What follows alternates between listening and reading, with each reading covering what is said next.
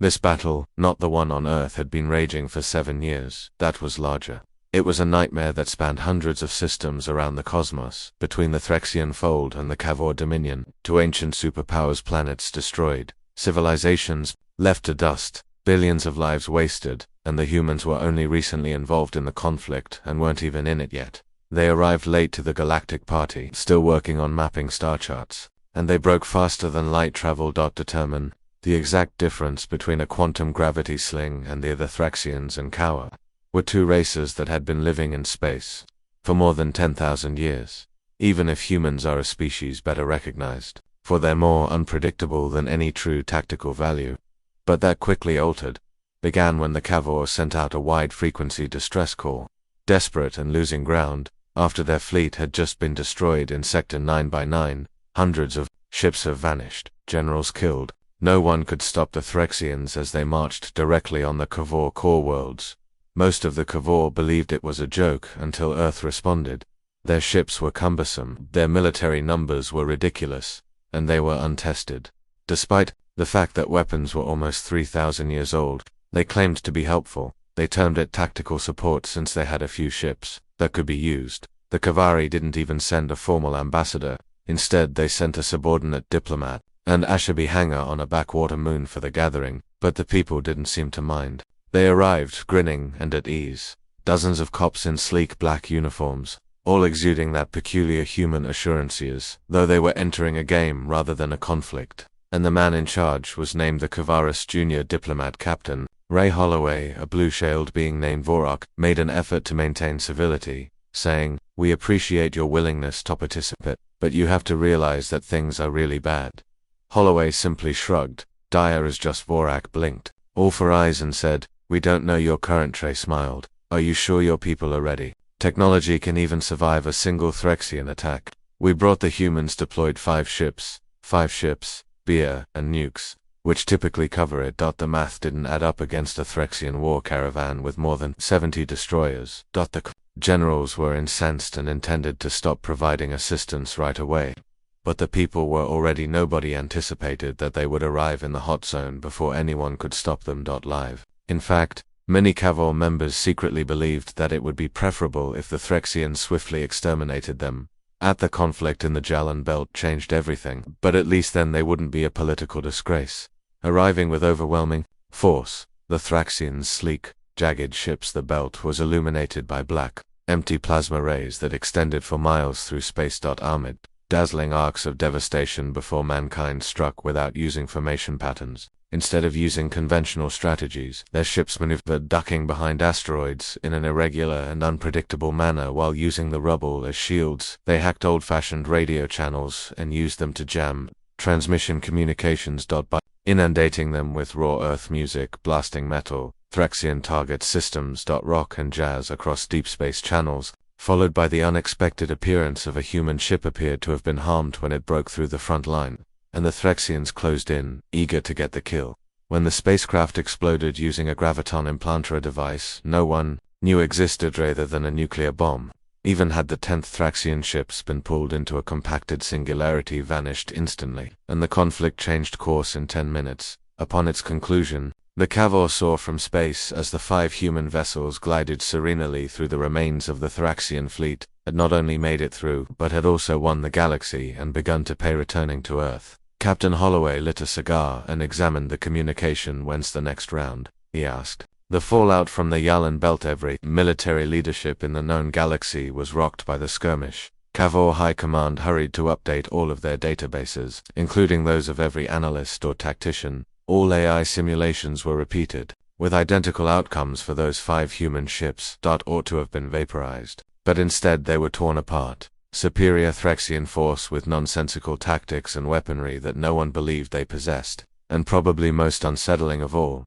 a degree of improvisation that verged on insanity. The Grand Strategist Yell, a battle veteran with 800 years of service, stared back on the Cavor capital world as the hollow feed repeatedly aired the war images. The human spacecraft swirled in and out in startled quiet of Thrixian fire by plunging into gravity. Wells with physics-defying stunts, flying like crazy people with no fear. They slingshot around asteroids. "They don't," he muttered. "Of death." A voice from behind said, It was Vorik the back on Earth. The junior diplomat who had talked to the humans for the first time is considered insane. Morale turned to face him with his 4 eyes. We call it suicidal, but it works.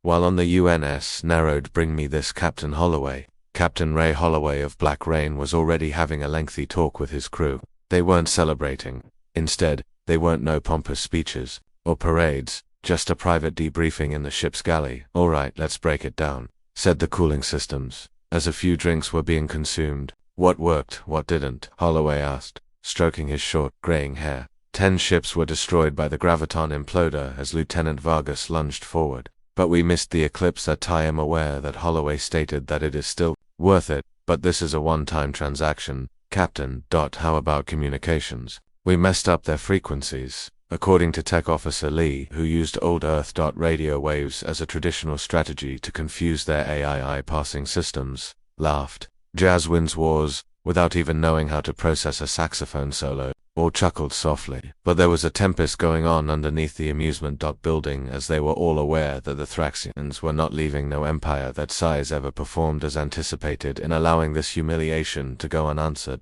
Formal caviar envoy arrived less than 48 normal hours later, not Thejin diplomat this time, a complete delegation led by none other than Morka, the grand strategist, though with guards on either side and assistants for his eyes. The elderly warrior stepped upon the black downpour, examining the human ships in every detail, much like a predator evaluating a new species. Ray, dressed in his typical black field uniform, awaited him at the docking bay. Welcome aboard, he replied with a smug smile and a hand gesture. Humans, Morale replied in a dry, even contemptuous voice. You breach every military principle we've adhered to for thousands of years. Ray didn't bat an eye. Good, that's the only reason we're still alive. The tension was almost tangible as they strolled down the hallway together.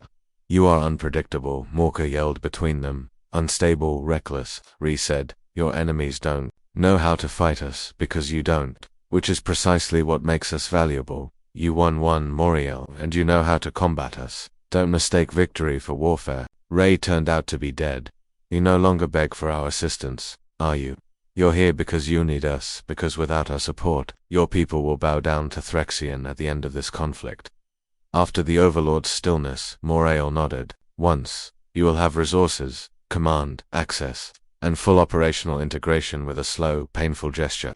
But please be aware that we won't be interrupted. If you ever turn your strategies against us or betray the Cavor, did you not anticipate? The old general's lack of response, just left and returned to the command deck, where re-examined the tactical maps, which included dozens of regions shifted around the galaxy. The conflict was still ongoing, but something had changed now that something basic had occurred, and people were no longer outsiders, they were game, Vargas stated. Changes and both sides knew it. We just became the wild card. Ray nodded as he saw the map light up with the latest orders from the Cavor. Let's make sure they remember why people disregard the regulations that the Cavor wore. Council had never moved so quickly in the past that human commanders received new orders within days that were incorporated into several fleets, occasionally taking the place of decades-old traditionalists detested military procedures with wildly unpredictable tactics. However, they were powerless because the Thraxians had started to press harder, encouraged by Ray Holloway, and his crew were no longer merely an interest. They were now in need, and the Dominion had become weak. Orders were sent for the coordinated strike deep within Thraxian, known as Operation Black Gale. Targeted in space was Corvesh, a manufacturing moon. The Cavor had attempted to disable it. 5 times it was renowned for producing thousands of Thraxian war drones each week. Every time they tried, they lost hundreds of ships. Now it was the humans' turn. The strategy was a human squadron would easily get past the Thraxian perimeter, fortifications at least on paper, using hidden warp hops and diversion. Cavora long-range ships, hammered human commandos would land on the perimeter after entering from a distance. Before detonating the Cavor, corvettes disrupt the drone factory core and extract it. When Ray Holloway read that the generals estimated a 2% probability of survival, he simply laughed.